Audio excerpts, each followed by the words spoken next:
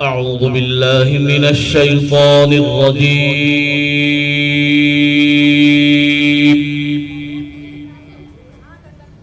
بسم الله الرحمن الرحيم.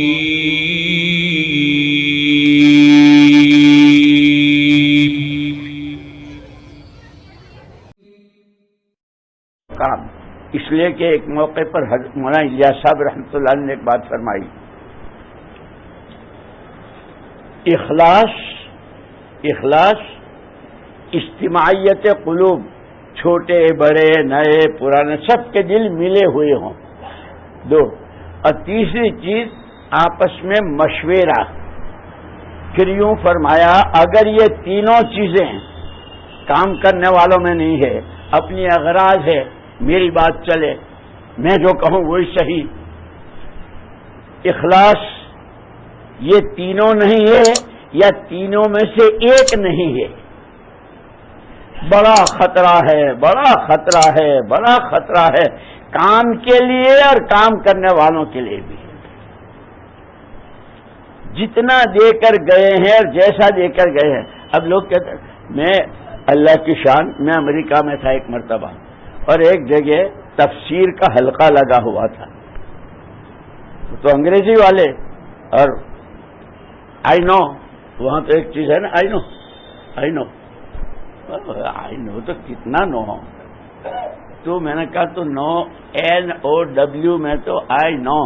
لیکن NO آئی نو نتھنگ۔ میں نے کہا یہ سیکھنا ہے، میں کچھ نہیں ہوں، آئی نو کے معنی میں سب جانتا ہوں،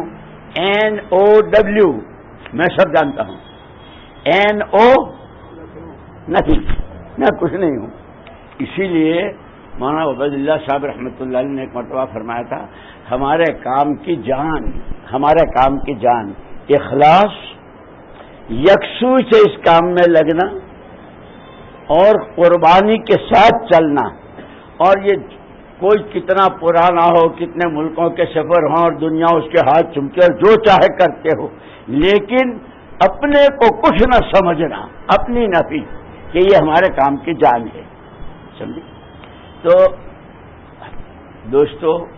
ماشاءاللہ اللہ تعالیٰ قربانیوں کو اس نسبت کو قبول فرمائے، ترقی، لیکن نئی باتیں، جیسے حضور کے بات آئی، حضور کے بعد بھی نئی باتیں کتنی پیدا ہوئی ہیں۔ ابھی میں کل وہ پڑھ رہا تھا، ایک بہت بڑے عالم گزرے ہیں، شیخ التفسیر مولانا احمد علی صاحب لاہوری رحمۃ اللہ علیہ، جن کے پاس مولانا منظور نعمانی اور مولانا ابو الحسن علی ندوی رحمہم اللہ وہ بھی تفسیر پڑھنے گئے تھے، اور ان کے خطوط جو ان کے اس درجے کے، لیکن اللہ اکبر، کیا ان کے اپنے کو کچھ نہ سمجھنا۔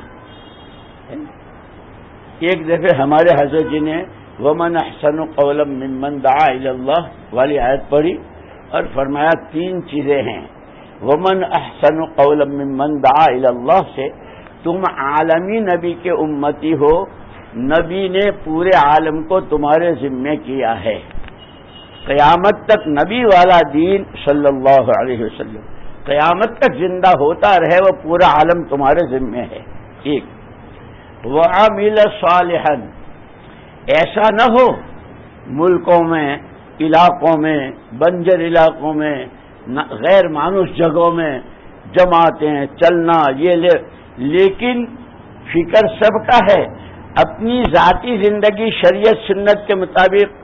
یا اس محنت کے جو اصول اور اس محنت کے جو اعمال ہیں وہ نہیں ہے، تو یوں فرمایا کہ وہ پورے عالم کا فکر کرنے والا ادھورا ہے، اس سارے فکر کے ساتھ کہ اپنے آپ کو مت بھولو،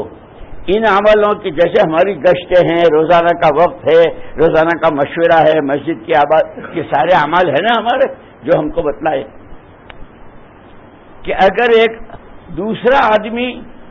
اپنی ذاتی زندگی، اس کی کمائی، اس کا خرچ، اس کی ساری چیزیں بہت شریعت سنت کے مطابق، لیکن امت کا کیا ہو رہا ہے؟ امت کے عقیدوں کے سودے ہو رہے ہیں، جیسے کپڑا مارکیٹ میں کپڑے کا سودا ہوتا ہے، جوتا مارکیٹ میں جوتے کا سودا ہوتا ہے، دیہاتوں اور گاؤں میں عقیدے کے سودے ہوتے ہیں۔ اس پر مجھے بات یاد آئی، ایک مرتبہ حضرت مولانا الیاس صاحب رحمۃ اللہ علیہ میاں جی نے ہم کو سنائی۔ میاں جی نے حضرت نے فجر کی نماز پڑھی اور اس کے بعد ایک عجیب کیفیت حضرت کی، سارے نمازی جمع ہو گئے، حضرت کو کیا ہوا، حضرت کو کیا ہوا؟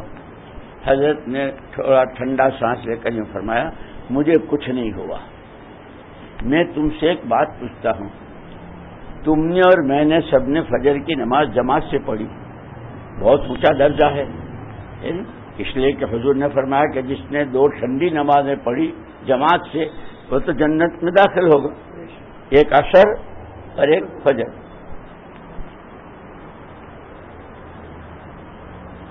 میں تم سے یوں پوچھتا ہوں، حضرت نے فرمایا